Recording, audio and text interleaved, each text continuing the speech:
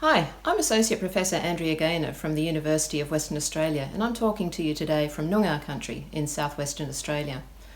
When I tell people I'm an environmental historian, they're often surprised or confused. What's environmental history, they say, and this is an entirely understandable response. From the time history was professionalised in the 19th century, the global north tended to think of it as the study of great men and occasionally great women, wars and politics, religious schisms and revolutions. The proper sources for history were documents, archives, letters and reports. Then from the 1960s we started to realise there were all kinds of people who had been left out of our histories.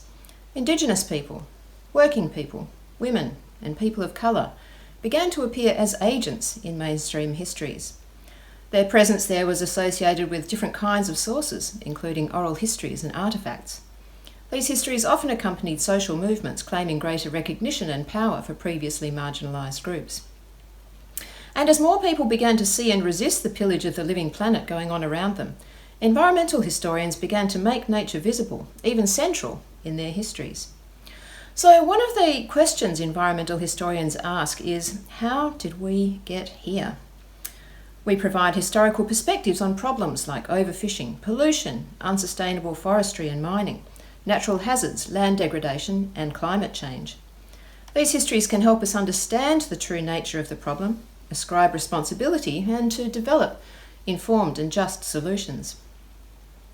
Take for example the history of salinity in the Western Australian wheat belt. Cutting down woodland to make farms has led to rising saline water tables that make streams salty and agricultural land unproductive, as well as killing remnant vegetation.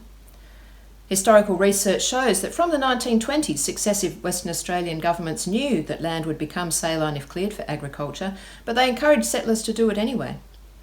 This environmental history provides insights into the mechanics of willful state denial of a scientifically established environmental problem, which is actually pretty useful to reflect on in today's world. This history also holds the government to account, reminding us of its responsibility to take the lead in monitoring and remediating salinity. But environmental historians aren't only focused on current problems. We also look for deeper understanding of the changing relations between people and the living planet over time. We look at how people have responded and adapted to different environments and how they've loved nature but also destroyed it. We study how people have related to animals and how animals have made history.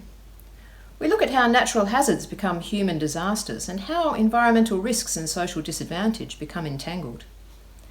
We find out how non-human nature has been both used and transformed by war, by nationalism and by commerce.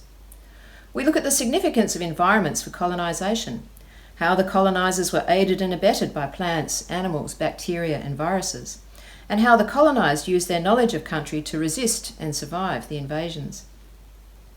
We show how nature has been portrayed as a feminine object of conquest and how women have experienced and used the natural world, as farmers and scientists, as well as homemakers and artists. We study the rise of conservation and environmental movements, including their errors and exclusions, not only to celebrate gains, but also to acknowledge injustices and help us do better. While pointing to past injustice and mistakes, we also write hopeful histories of recovery, accommodation, and renewal. We work with scientists seeking data on past climates, forests, and fisheries, and with literary scholars seeking to understand how nature is captured and reflected in our stories and subjectivities. We make hidden material connections visible and show how ideas can change the world. You can keep up with some of the latest research in Australasian environmental history via the regular publication roundup on the website of the Australian and New Zealand Environmental History Network.